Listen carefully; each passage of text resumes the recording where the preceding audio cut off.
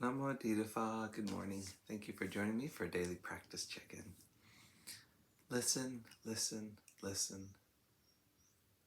This beautiful sound calls us back to our true home.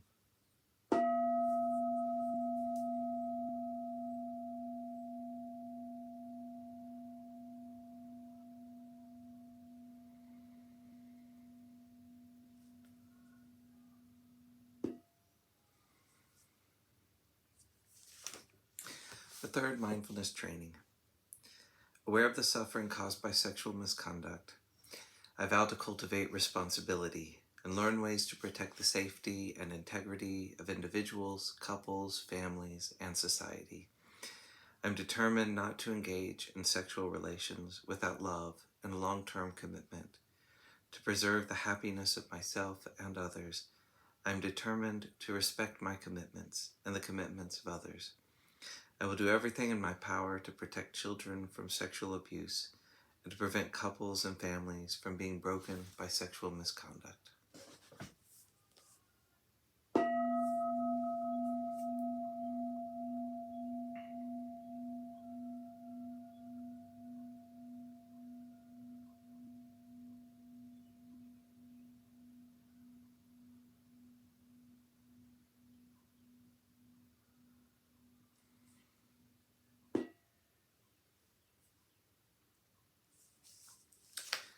Dharma lesson today is Doubt as Inquiry by Ajahn Thiradhammo from his book Working with the Five Hindrances. If we thoroughly investigate the nature of doubt, we could transform it into really deep inquiry.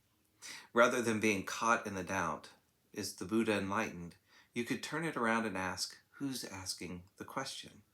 And this could lead to a much more meaningful spiritual investigation.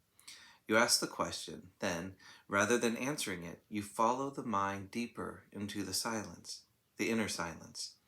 If you look at yourself within that context of who is asking the question, you might see a deeper level of self. For example, you might see insecurity, the aspect of ego that wants to be reassured, that needs propping up, that needs continued encouragement by having it confirmed that, yes, the Buddha is enlightened. And that's what's important to see. When you can open to seeing it, whether or not you get the answer to your initial question isn't really important. What is important is that it can lead us into a deeper inquiry, into the root of the self who is asking this question. Whether the Buddha is enlightened or not will not make me enlightened. The answer could give me encouragement. It could maybe give me direction, but it's not the real issue. The really important issue is what's happening inside yourself when doubt comes up. Some teachers teach about actually encouraging doubt. When you really go into doubt, you get down to the sources of the fundamental roots of self. Who is doubting? Who wants to know? If we are mindful of doubt, we may sometimes notice that the mind is open and receptive to looking further beyond the doubt to the doubter itself, and possibly to the ultimate pure, unobscured knowing. Self wants to at least appear to know in order to stay in control and can create all kinds of illusions and delusions to give the impression that it knows, or thinks it knows, or assumes it knows. At the heart of it, we don't really know. If all of life is fundamentally impermanent, how do you know anything other than that things are all constantly changing? We begin to realize what real knowing is, knowing the ultimate truth. It's not necessarily knowing all the details. It's knowing that the real essence of everything, of what the real essence of everything is. Ajahn Chah said that rather than knowing all the trees in the forest, if you just know what one tree ultimately is, then you know all the other trees.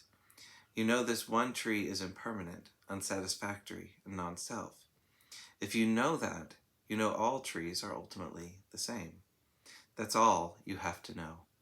But most of us have been trained to look outside at all the diversity rather than looking inside at the source. So perhaps we can use doubt to bring us back to the source, bring it home to where it's really coming from, where the real questions are being asked.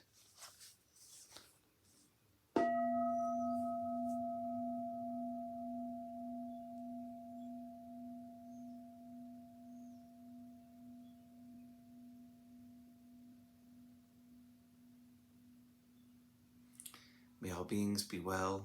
May all beings be happy. May all beings be peaceful. Sadhu, sadhu, sadhu. Thank you for joining me today.